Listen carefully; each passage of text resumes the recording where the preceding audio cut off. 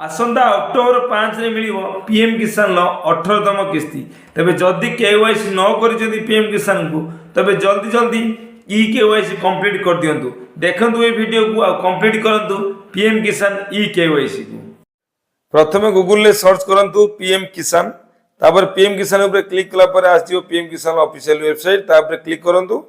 तापर आपण official website रे देखंतु तीनटा ऑप्शन आसीयो। ई केवाईसी ऊपर क्लिक करी आधार नंबर टाको एंटर करंतु।